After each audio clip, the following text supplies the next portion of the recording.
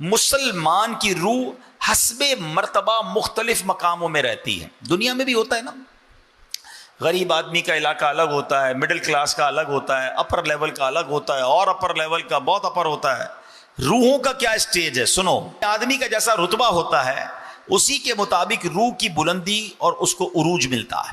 بعض کی روحیں قبر میں ہی رہتی ہیں, بعض کی زمزم شریف کے کنویں میں رہتی ہیں, بعض کی زمین و آسمان کے درمیان رہتی ہیں, بعض کی پہلے دوسرے تیسرے چوتھے یا پانچویں یا چھٹے یا ساتویں آسمان میں رہتی ہیں, اور بعض آسمانوں سے بھی بلند ہوتی ہیں, اور بعض کی روحیں عرش کے نیچے کندیلوں میں رہتی ہیں, اور بعض لوگوں کی روحیں اعلیٰ علیین میں رہتی ہیں.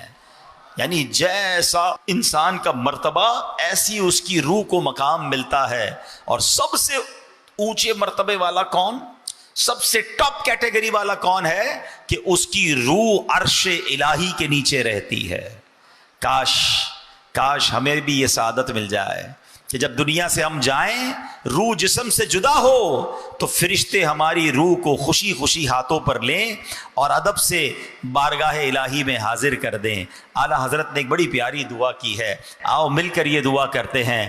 واسطہ پیارے کا ایسا ہو کہ جو سنی مرے, واسطہ پیارے کا ایسا ہو کہ جو سنی مرے, یوں نہ فرمائے تیرے شاہد کہ وہ فاجر گیا, عرش پر دھومیں مچیں وہ مومن صالح ملا, فرش سے ماتم اٹھے وہ طیب و طاہر گیا. اللہ ایسی ایمان والی عافیت والی موت ہمیں نصیب فرمائے. اب غور کیجئے کہ جس کی روح کو نبی پاک علیہ الصلوۃ والسلام نے زمین پر نہیں, آسمان و زمین کے درمیان نہیں, پہلے دوسرے تیسرے یا ساتویں آسمان پر نہیں, عرش الہی کے نور میں لپٹا ہوا ساتوں آسمان سے اوپر دیکھا, وہ شخص کا مرتبہ, اس کا گریڈ, اس کا درجہ کیسا ہوگا. اور نبی پاک نے جب پوچھا تو عرض کیا گیا اس کی 3 صفات تھیں. اب میں نے اور آپ نے غور کرنا ہے کہ ہماری یہ عادتیں ہیں کہ نہیں. نمبر 1, اس کی زبان ذکر الہی سے تر رہتی تھی. نمبر 2, اس کا دل مسجد میں لگا رہتا تھا.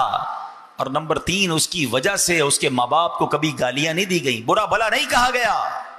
اے میرے پیارے اسلامی بھائیوں, اب غور کریں تو اتنے مشکل کام تو نہیں ہے, یہ تینوں کام کوئی بہت بڑا کام تو نہیں ہے.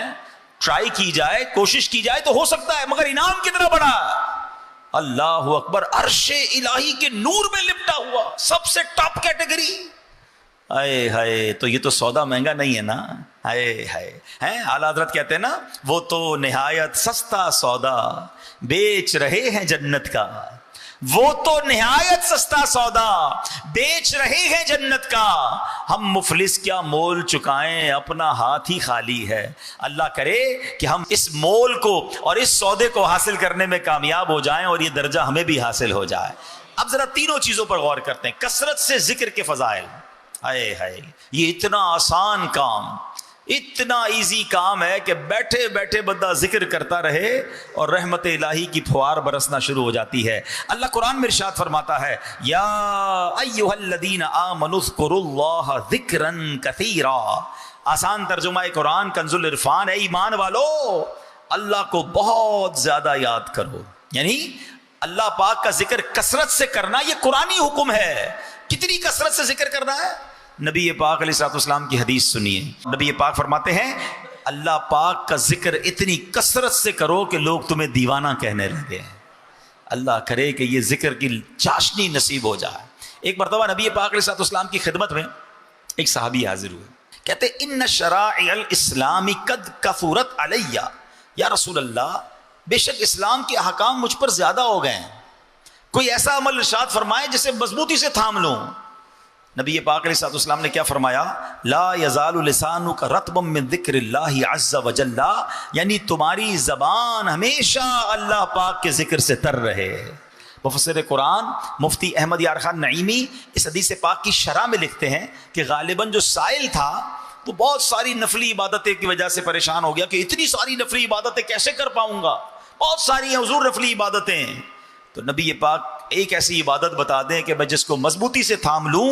تو نبی پاک نے جواب دیا کہ سبحان اللہ، ذکر الہی تمہاری زبان پر جاری رہے، اس کا مطلب یہ ہوا کہ یہ ایسی عبادت ہے کہ یہ بہت کمال کا عمل ہے. جبھی تو نبی پاک نے فرمایا کہ بہت ساری نفلی عبادتیں ہیں نا، اگر تمہیں مشکل ہو رہی ہے تو بس اللہ کا ذکر کرنا شروع کر دو، تمہاری زبان ذکر الہی سے تر رہے. سبحان اللہ. حضرت معاذ بن جبل رضی اللہ تعالیٰ عنہ بہت عظیم صحابی ہیں.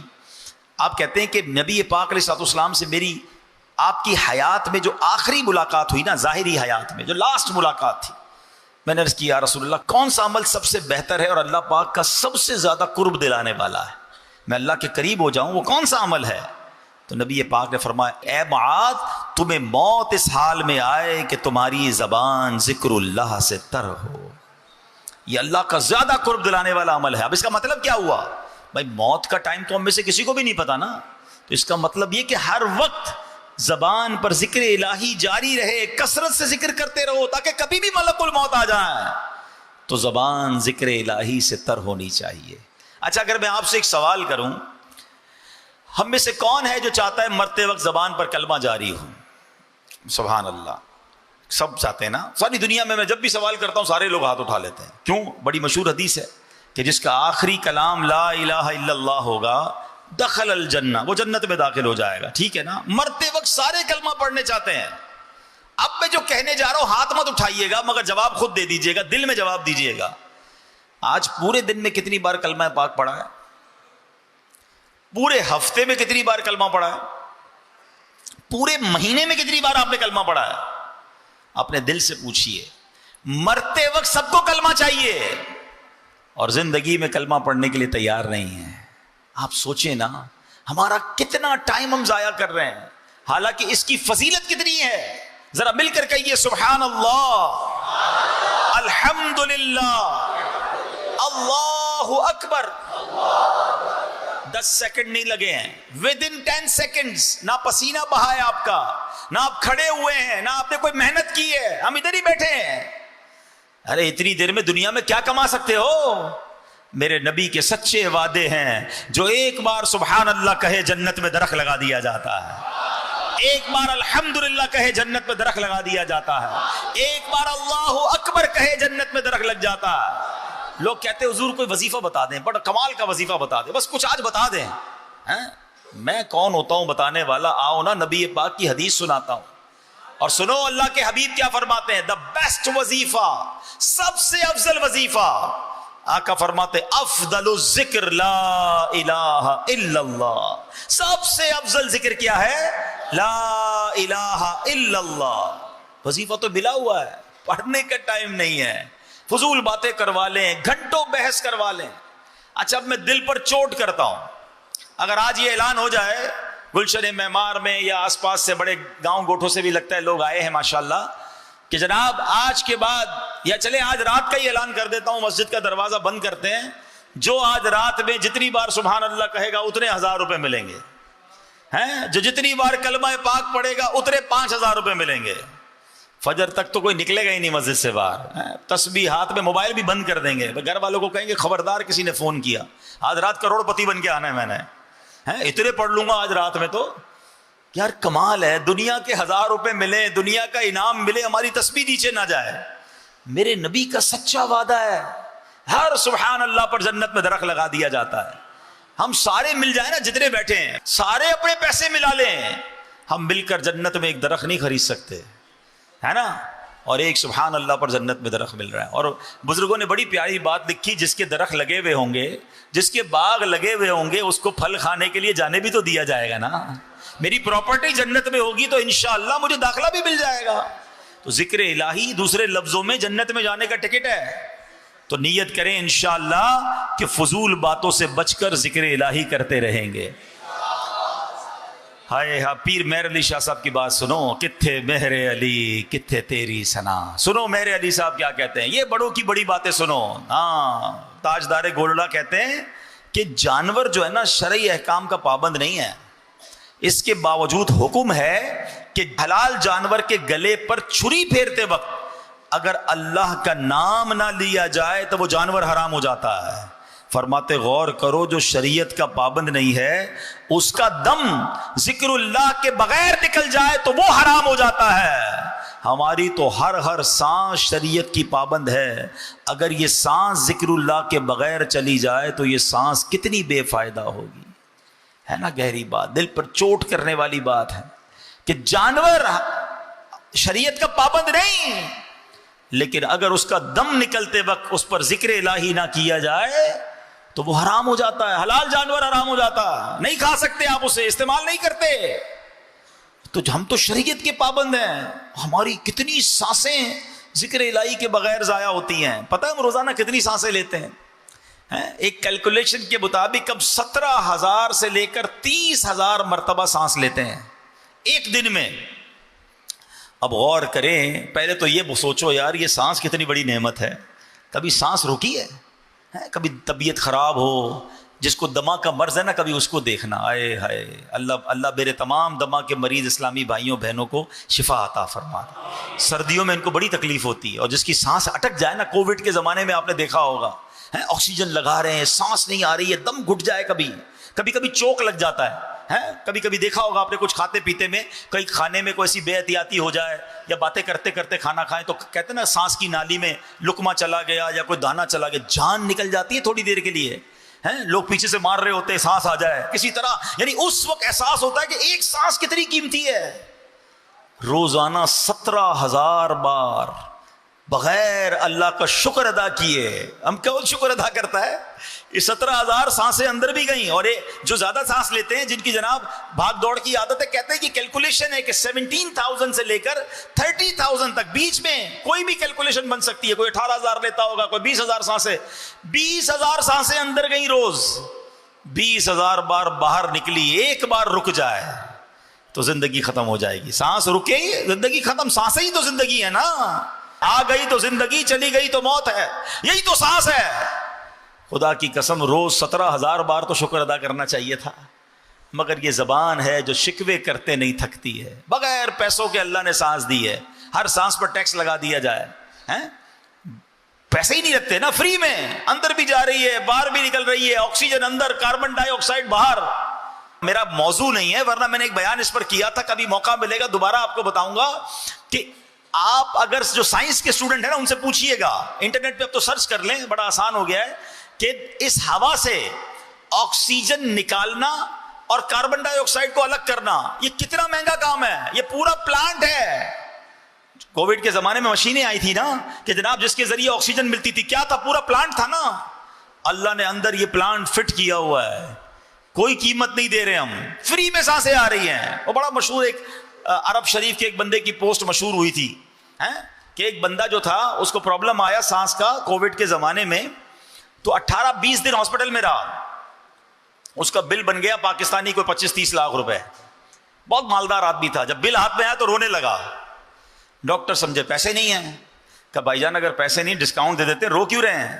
کہتے پیسے بہت ہیں میرے پاس, مگر یہ سوچ رہا ہوں 18-20 دن ہاسپٹل میں رہا, میرا 15-20 لاکھ روپے بل بن گیا. مجھے اللہ نے 72 سال سے فری میں سانسیں دی ہیں, فری میں آکسیجن دی ہے. میں اللہ کا کتنا بڑا مقروض ہو گیا ہوں, میں ادھر کیسے جواب دوں گا؟ اور یہ تو ایک نعمت ہے. آنکھوں کا جواب, زبان کا جواب, ہضم ہو رہا ہے, پی رہا ہوں پانی فری میں, ہاتھ کام کر رہے ہیں, زبان کام کر رہی ہے, سن رہا ہوں پراپرلی. کس نعمت کا شکر ادا, کیسے جواب دوں گا؟ اور پھر کہتے مجھے اللہ نے دیا نہیں کچھ, پھر کہتے میں پیچھے رہ گیا. پھر شکوے شکایت نہ کرو. ایسا کم از کم ذکر تو کر لو یار, اس مالک کو یاد تو کر لو, اس اپنی زبان کو تو اس کے ذکر سے تر کر لو. اس کا بھی ٹائم نہیں. کاش پیر میر علی شاہ صاحب والی بات سمجھ آ جائے کہ جانور جو شریعت کا مکلف نہیں, اس پر اللہ کا نام نہ لو ذبح کرتے وقت وہ حرام ہو جاتا ہے. ارے تمہارا دم بغیر ذکر کے نکل گیا تو کیا کرو گے؟ ایسی تو زندگی گزارے نا کہ اللہ کرے مرتے وقت زبان پر کلمہ جاری ہو جائے. جس کی زبان پر کلمہ آتا ہی نہیں وہ مرتے وقت کیسے پڑھے گا؟ جو پورے دن میں اللہ کو یاد نہیں کرتا وہ مرتے وقت کیسے کلمہ پڑھے گا, کیسے ذکر الہی کرے گا؟ سوچو نا. آپ نے دیکھا ہوگا, چلے میں ایک اور آپ کو مثال کے ذریعے سمجھاتا ہوں. ماشاءاللہ جن کی زبان پر ذکر و درود جاری ہوتا ہے نا, جب ان کو کوئی ڈیفیکلٹ ٹائم آتا ہے نا, کوئی مشکل وقت آتا ہے، گاڑی کا ایکسیڈنٹ ہوتے ہوتے بچ جاتا ہے، کوئی دھکا لگتا ہے، کوئی ٹینشن آتی ہے، فوراً زبان سے کیا نکلتا ہے؟ یا اللہ، یا رسول اللہ، لا الہ الا اللہ. کیوں؟ عادت ہے. اور جن کی گالیوں کی عادت ہے، جن کی معاذ اللہ بری باتیں کرنے کی عادت ہے، ہم نے دیکھا ہے ان کی گاڑی سٹاپ ہوتی ہے، جھٹکا لگتا ہے، فوراً زبان سے گالی نکلتی ہے. کیوں؟ کیونکہ جو اندر ہوتا ہے نا تو وہ باہر نکلتا ہے. یاد رکھیے گا، مرتے وقت ہمیں ایک جھٹکا لگے گا، ایک موت کا جھٹکا ہوگا، اور جو اندر ہوگا اگر وہ باہر آ گیا تو پھر کیا ہوگا؟ اندر ایسا بھر لو، اپنے دل کو ایسا صاف کر لو، ذکر الہی کے ایسے عادی بن جاؤ کہ جب موت کا جھٹکا لگے تو میری زبان سے کلمہ پاک نکل جائے. تمنا کیا ہے؟ میں سو جاؤں یا مصطفیٰ کہتے کہتے، کھلے آنکھ صلی اللہ کہتے کہتے. اچھی عادتیں پتہ کیسے کام آتی ہیں؟ پچھلے دنوں میں ایک بات پڑھ رہا تھا، کیا کمال کی بات تھی، ایمان تازہ ہو گیا. سنت طریقہ کیا ہے؟ سیدھے ہاتھ سے دو، سیدھے ہاتھ سے لو، ٹھیک ہے نا؟ آج نہیں ہے لوگوں کو اس سنت کی فکر ہی کوئی نہیں ہے. الٹے ہاتھ سے دے رہے ہیں، الٹے ہاتھ سے لے رہے ہیں، الٹے ہاتھ سے کھا رہے ہیں، الٹے ہاتھ سے پی رہے ہیں. nobody care about. ہم نے پیر و مرشد سے سیکھا، امیر اہل سنت سے، کہ آپ عادت کیسے بناتے ہیں. آپ اپنی اور اپنے بچوں کی عادت پتہ کیسے بنا سکتے ہیں؟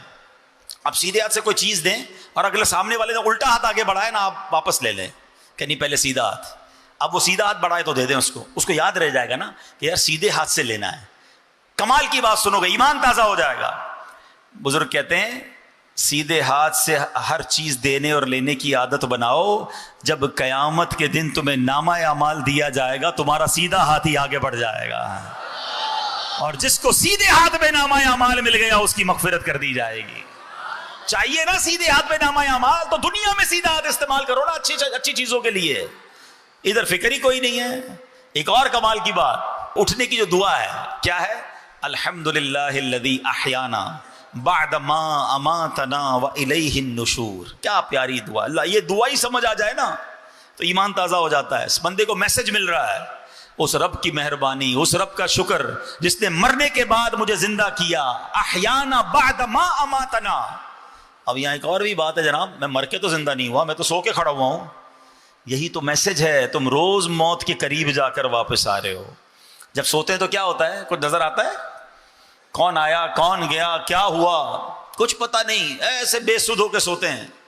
یہی تو موت آئے گی تو بندہ سوچے سوتے وقت کہ ایک دن ایسا سوؤں گا کہ پھر اٹھوں گا نہیں. ہر روز صبح اٹھ کے اللہ کا شکر ادا کرے کہ اللہ ایک اور چانس دے دیا، ایک اور دن دے دیا، ایک اور دن دے دیا توبہ کے لیے. الحمدللہ الذی احیانا بعد ما اماتنا والیہ النشور. اس رب کی مہربانی، شکر، تعریف اس رب کی جس نے مجھے مرنے کے بعد پھر زندہ کیا. والیہ النشور، اسی کی طرف لوٹ کر جانا ہے. علماء کہتے ہیں جو اس دعا کا عادی ہوگا نا، جب قیامت کے دن قبر میں اس کی آنکھ کھلے گی، وہ اٹھے گا، پھر اس کی زبان پر یہ دعا جاری ہو جائے گی.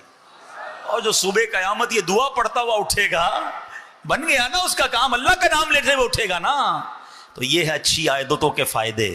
نہ ذکر کرتے ہیں، نہ کلمہ پڑھتے ہیں، نہ درود پڑھتے ہیں، بری باتیں. اور پھر کہتے ہیں مشکل دور نہیں ہو رہی، ٹینشن دور نہیں ہو رہی، مرتے وقت کیسے کلمہ نصیب ہوگا.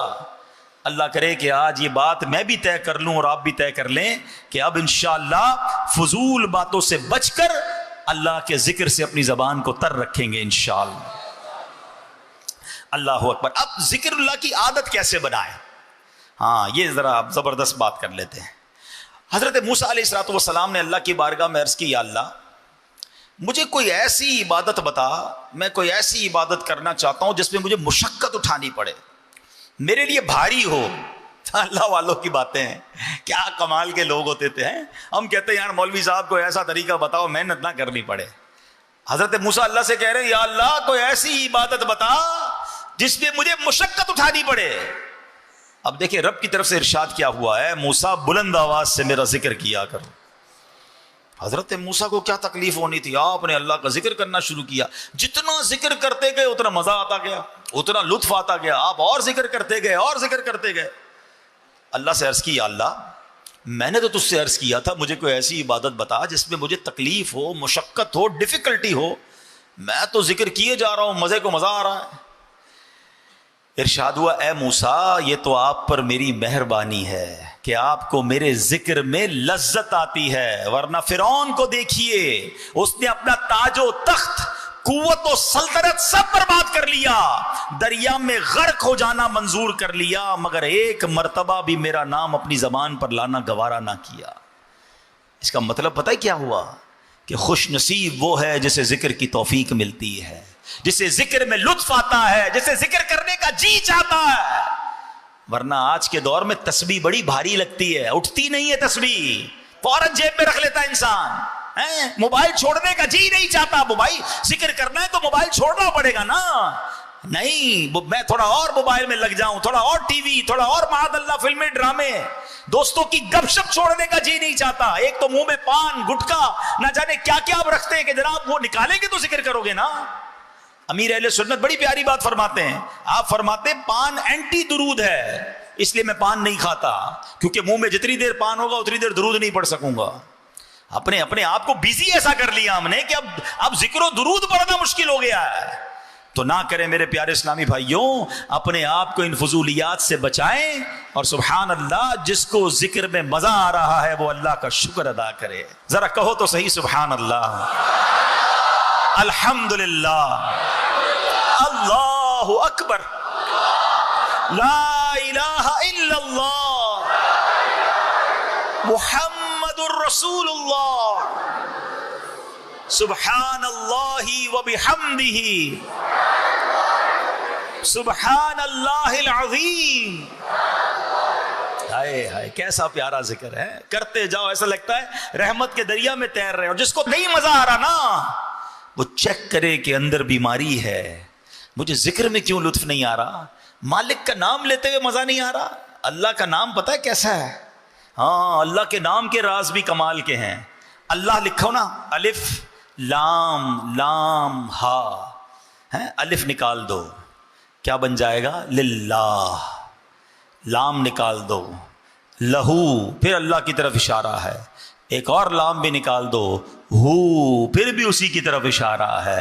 اور لفظ اللہ کا ہر لفظ اللہ کی طرف ہمیں توجہ دلاتا ہے۔ کاش یہ لفظ دل پر نقش ہو جائے اور اپنے رب کے ذکر کا لطف اٹھانا ہم شروع کر دیں۔ اب علماء نے بڑی پیاری بات لکھی، ایک بڑا پیارا جدول بھی بیان کیا۔ اگر آپ کا ذہن بن رہا ہے نا کہ یار میرا اکثر وقت ذکر الہی میں رہے، آپ کہیں یار اس کاروبار کیسے ہوگا، دنیا کے کام کیسے ہوں گے، دیکھو کیسے پاسبل ہے۔ اب ذرا غور سے سنتے جائیے گا۔ اب اصل بات ہے ذہن بننے کی۔ امیر اہل سنت کو ایک بار دیکھا گیا، آپ امامہ باندھ رہے تھے اور ہونٹ ہل رہے تھے، تو کسی نے پوچھا آپ کیا پڑھ رہے ہیں؟ فرمایا میں اللہ اللہ اللہ پڑھ رہا ہوں تاکہ امامہ باندھتا رہوں تو اس وقت بھی میرے زبان ذکر الہی سے فارغ نہ رہے۔ صرف ذہن بننے کی دیر ہے نا۔ آپ کے پاس دن میں ایسا بہت سارا ٹائم ہوتا ہے جس میں آپ کی زبان فارغ ہوتی ہے۔ آپ موٹر سائیکل چلا رہے ہیں، آپ گاڑی چلا رہے ہیں، آپ بس میں جا رہے ہیں، آپ پیدل چل رہے ہیں، زبان کا کیا کام ہے؟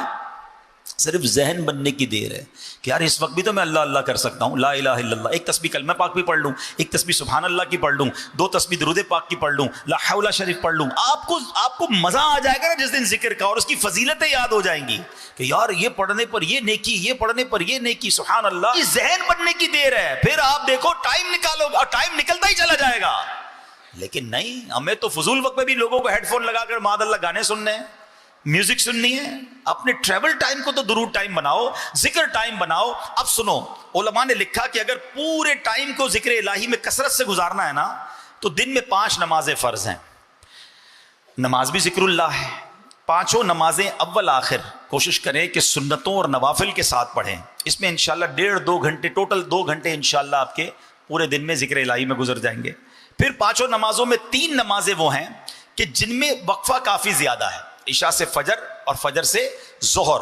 تو کوشش کریں کہ عشاء سے فجر کے درمیان بھی بیچ میں ٹائم نکال کر تھوڑے سے نوافل پڑھ لیں، اللہ توفیق دے تو تہجد پڑھ لیں، اس میں کچھ سورہ ملک کی تلاوت کر لیں، کچھ صلاۃ التوبہ پڑھ لیں، تو رات میں مزید کچھ عبادت ہو گئی۔ اچھا اب اس کے بعد فجر سے ظہر بہت بڑا ٹائم ہے، اللہ توفیق دے تو اشراق چاش کے نوافل پڑھ لیا کریں، تو انشاءاللہ یہ وقت بھی آپ کا ہو جائے گا۔ اب نمازوں کے بعد، ہر نماز کے بعد تسبیح فاطمہ پڑھیں، 33 بار سبحان اللہ، 33 بار الحمدللہ، 34 بار اللہ اکبر، ایک تسبیح کلمہ پاک کی پڑھ لیں، اللہ توفیق دے تو 100 بار درود پاک پڑھ لیں، تو یہ بھی آیت الکرسی پڑھ لیں۔ تو اب کیا ہوا، یہ ذکر و اذکار بھی آپ کی लाइफ में, रूटीन में शामिल हो जाएंगे, सुभान अल्लाह, तो इससे क्या होगा कि आपके दिन का जो अक्सर वक्त है वो जिक्र इलाही में गुजर रहा है, या अल्लाह की याद में गुजर रहा है। खास तौर पे जो फजर और असर का वक्त है ना, ये बड़ा खास वक्त है। अल्लाह कुरान में फरमाता है वसब्बिह बिहम्दि रब्बिका क़ब्ल तुलूइ शम्सी व क़ब्ल गुरूबिहा, और सूरज के तुलू होने से पहले और गुरूब होने से पहले अपने रब की हम्द के साथ उसकी पाकी बयान करते रहो। तो अब सुभान अल्लाह हमें करना क्या चाहिए कि इन दो वक्तों में खुसूसियत के साथ जिक्र व अस्कार मुकर्रर कर लिए जाएं, फजर के बाद और असर के बाद। तिलावत कुरान की कुछ आदत कर लें। अमीर अहले सुन्नत ने शजरा शरीफ के औरात दिए हैं असर के बाद पढ़ने के, फजर के बाद पढ़ने के, वो पढ़ लें। अल्लाह बहुत तौफीक दे तो मगरिब के बाद अवाबीन पढ़ लें। तो इंशाअल्लाह अज़्ज़ व जल अब जब आप कैलकुलेट करेंगे तो इंशाअल्लाह हर थोड़ी देर बाद आपको कोई ना कोई इबादत, कोई ना कोई जिक्र, कोई ना कोई अल्लाह की याद आपके रूटीन में शामिल हो जाएगी। अल्लाह अकबर।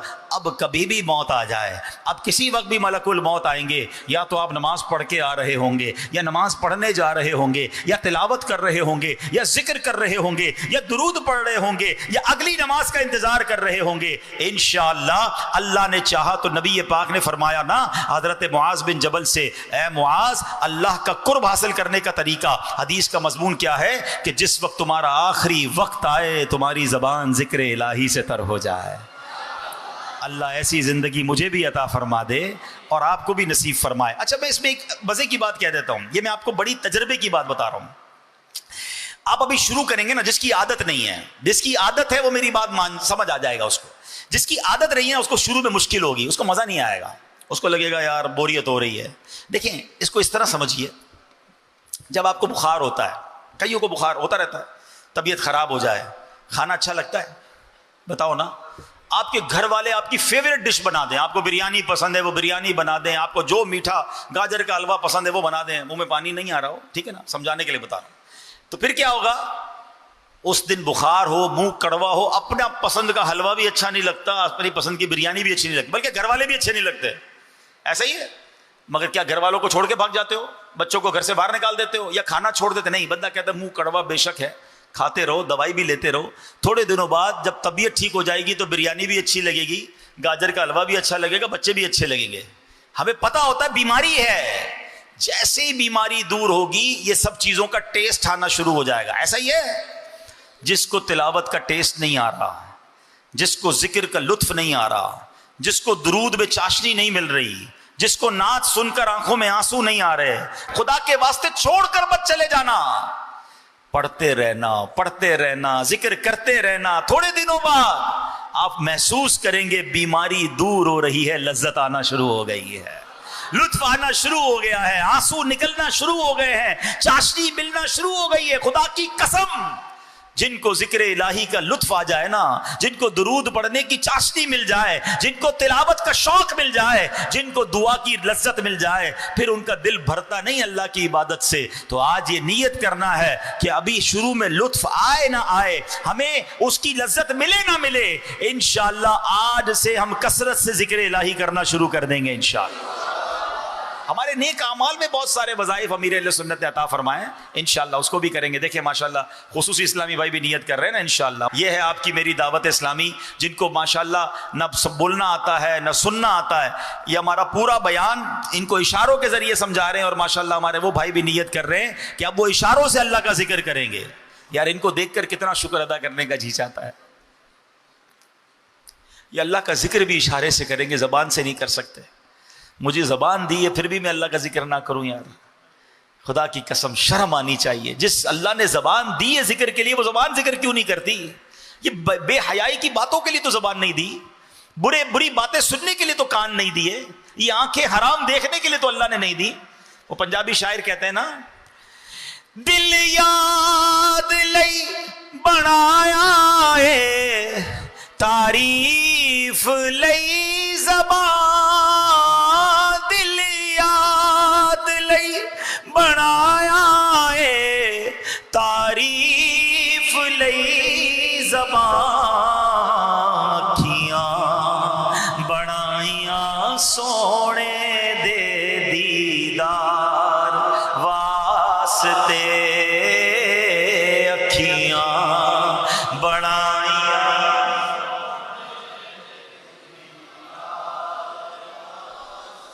صلو علی الحبیب. ذکر الہی اور درود پاک طے ہو گیا انشاءاللہ. فضول باتوں سے بچیں گے انشاءاللہ. روزانہ کثرت سے درود پڑھیں گے, روزانہ کثرت سے کلمہ پاک پڑھیں گے انشاءاللہ. آپ بس ذکر میں دل لگا لو. آپ اگر یہ ذہن بنا لو نا, ہر سبحان اللہ پر جنت میں درخت لگ رہا ہے, ہر درود پر 10 رحمتیں, 10 گناہ معاف, 10 درجے بلند. اور اپنے آپ کو چوٹ دیا کرو کہ یار پیسے ملتے تو پڑھتا کہ نہیں پڑھتا ہے, اور اب نہیں پڑھ رہا, تو پھر انشاءاللہ ذہن بن جائے گا انشاءاللہ. اب آتے ہیں, 3 کام تھے نا, یہ تو ہو گیا ذکر الہی. اس نور والے نور میں لپٹے ہوئے آدمی کے 3 اوصاف تھے نا. اس کی زبان ذکر الہی سے تر رہتی تھی. دوسرا اس کا عمل کیا تھا, اس کا دل مسجد میں لگا رہتا تھا. ہائے ہائے, بخاری اور مسلم کی حدیث ہے, قیامت کے دن وہ 7 لوگ جو اللہ کے عرش کے سائے میں ہوں گے, ان میں ایک وہ ہوگا جس کا دل مسجد میں لگا رہتا ہے. اللہ کے عرش کا سایہ سمجھتے ہو, سورج 1 میل پر, زمین تابے کی, گرمی سے برا حال, اور اللہ کے عرش کے سائے کے سوا کوئی سایہ نہیں ہوگا. جو 7 قسم کے خوش نصیب ہوں گے, ان میں ایک وہ ہے جس کا دل مسجد میں لگا رہے. اس کا مطلب کیا ہے؟ علماء نے لکھا کہ ایک تو مسجد میں نمازوں کے لیے جاتا رہے, اور جب مسجد سے گھر جائے نا, کاروبار پر جائے, باہر جائے, پھر دل مسجد میں لگا رہے. یار آپ اگلی نماز کب ہوگی؟ کچھ لوگوں کا دل کہاں ہوتا ہے؟ گھر لگا ہوتا ہے. یار گھر کب جائیں گے؟ جلدی کاروبار ختم ہو, گھر جانا ہے, بچے ہیں, فیملی ہے. جیسا گھر جانے کا جی چاہتا ہے نا, گھر میں دل لگا رہتا ہے. کاش ہمارا مسجد میں دل لگا رہے کہ ہر تھوڑی دیر بعد یہی خیال آئے کہ مسجد میں کب جانا ہے. اب یہاں پرابلم یہ ہے کہ مسجد میں دل لگا رہنا یہ تو چند لوگوں کا معاملہ ہے, ورنہ بہت بڑی تعداد وہ ہے جن کا مسجد میں آ کر بھی بھاگنے کو جی چاہتا ہے. مسجد میں آتے ہیں تو بھی بے سکون ہوتے ہیں. مسجد میں آتے بھی ہفتے میں 1 بار ہیں. کچھ لوگ تو جمعے کو ہی آتے ہیں نا, باقی آتے ہی نہیں ہیں. اور بد نصیب کچھ تو ایسے ہیں جو جمعے کو بھی نہیں آتے, عید کی نماز میں آتے ہیں. 15 شعبان کو کیا ہوا, پوری مسجدیں بھر گئیں, پورے کراچی کی, پوری دنیا کی مسجدوں میں رش. پھر 16 شعبان خالی ہو گئیں. ایسا کیوں کرتے ہو بھائی؟ آئیں تو پھر آ جاؤ نا یار, کتنا سکون ہے اللہ کے گھر میں. تو اس بار نیت کریں کہ رمضانوں میں بھی آئیں گے, رمضانوں کے بعد بھی مسجد سے ہمارا انشاءاللہ رابطہ رہے گا انشاءاللہ. اب مسجد چھوڑ کے نہیں جائیں گے انشاءاللہ. ہاں, اللہ کے حبیب علیہ السلام کی حدیث سن لو, جن کا مسجد میں دل لگتا ہے. نبی پاک نے فرمایا, جس طرح کوئی شخص کھو جائے, اس کے گھر والے اسے تلاش کرتے پھرے مگر اس کا کہیں پتہ نہ چلے, پھر کافی عرصے بعد وہ کھویا ہوا شخص گھر واپس آئے, تو جتنی خوشی ان گھر والوں کو ہوتی ہے, اللہ پاک اس بندے سے اتنا ہی خوش ہوتا ہے جو مسجد کو ذکر و نماز کے لیے اپنا گھر بنا لیتا ہے. گھر کا مطلب یہ نہیں بنا ادھر ہی کھانا پینا رہنا شروع, مطلب یہ کہ اس کا دل یہی لگا, جس طرح گھر جانے کو جی چاہتا ہے, اس کا دل بس مسجد میں لگا رہے, مسجد میں انشاءاللہ بسیرا رہے, مسجد میں آتا رہے. اس طرح کی روایتیں بھی ملتی ہیں کہ جو پابندی سے نماز پڑھنے آتا ہے, کسی دن غیر حاضر ہو, فرشتے ڈھونڈنے نکلتے ہیں اسے. ہائے ہائے, کیسے خوش نصیب ہیں. تو اللہ مجھے بھی یہ توفیق دے, آپ کو بھی یہ توفیق دے کہ انشاءاللہ اب مسجد کے ساتھ ہمارا تعلق مضبوط ہوگا انشاءاللہ. وہ سارے عاشقان رسول میری بات غور سے سنیں, ادھر روتے ہیں یا اللہ کعبہ دکھا دے, مدینہ دکھا دے, تڑپتے ہیں.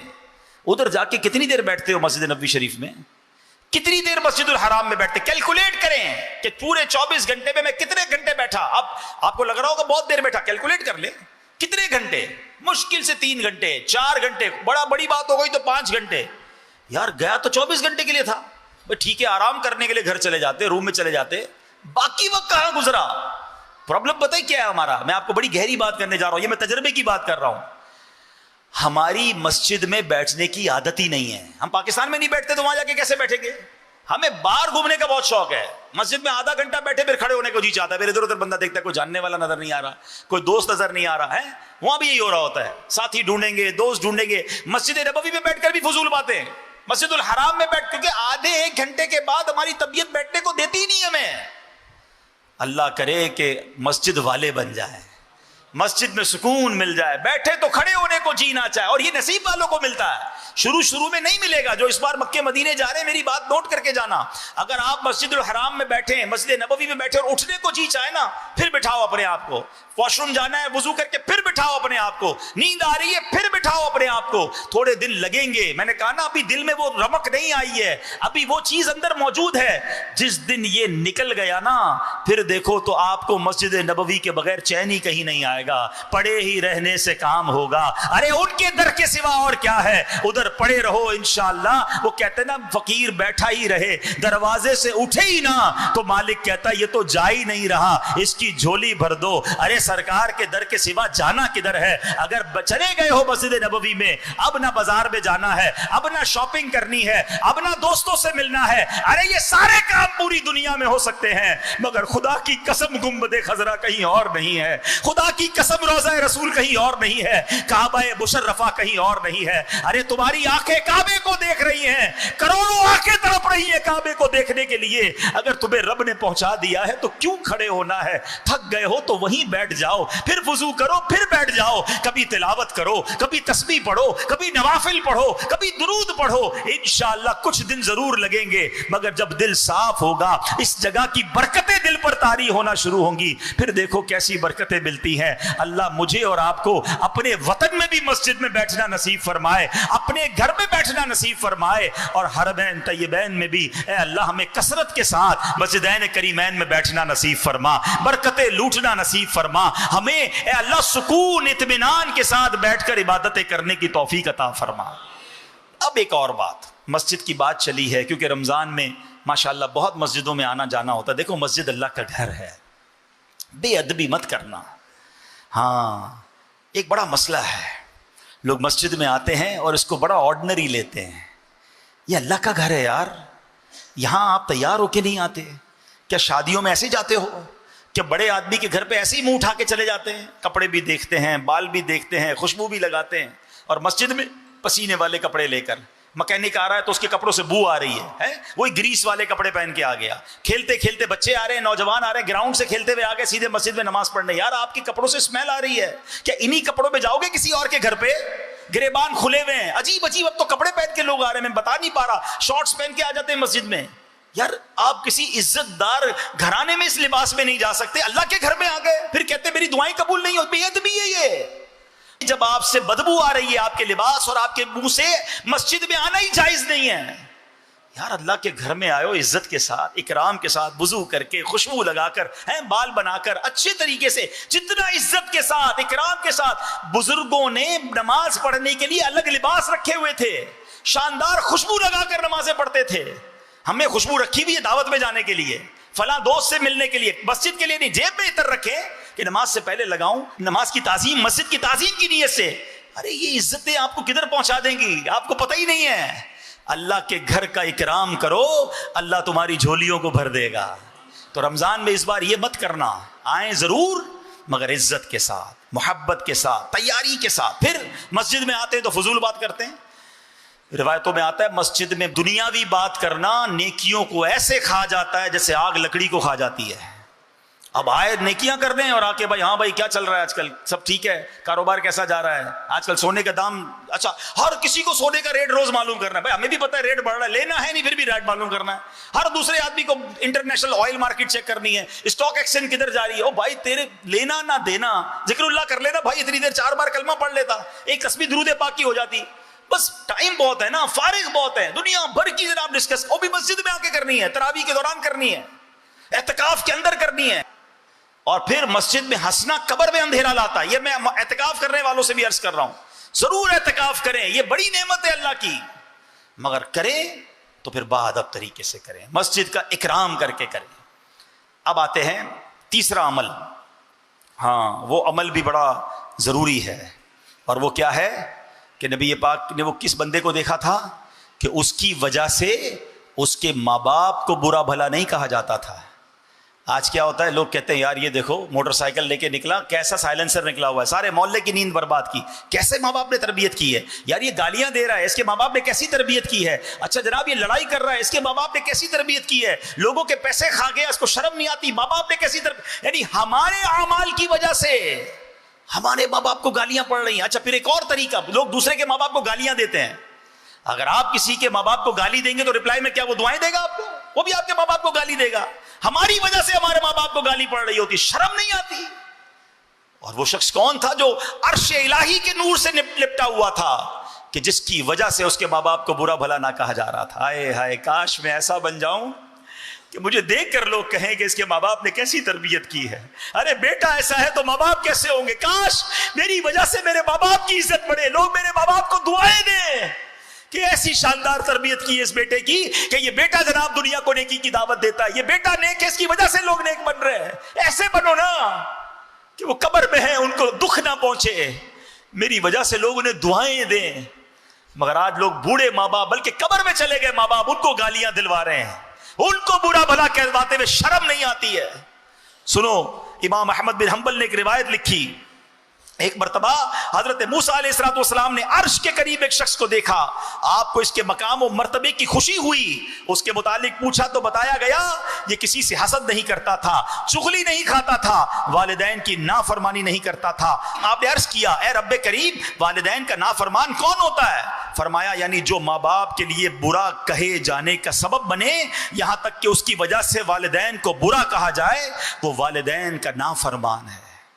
آج زندگی میں یہ نیت کر لو یار کہ میری وجہ سے میرے ماں باپ کا دل نہیں دکھنا چاہیے, ان کو کوئی برا بھلا نہ کہے, میری وجہ سے میرے ماں باپ کی تعریف ہو, میں اپنے ماں باپ کے لیے خوشی کا باعث بنوں. ماں باپ کا نافرمان, اللہ اکبر. کئی بار وہ آپ نے حدیث سنی ہوگی کہ اللہ کے نبی نے آمین کہی تھی, جو اپنے ماں باپ کو بڑھاپے میں پائے, ان کی خدمت کر کے مغفرت حاصل نہ کر سکے, وہ ہلاک و برباد ہو جائے.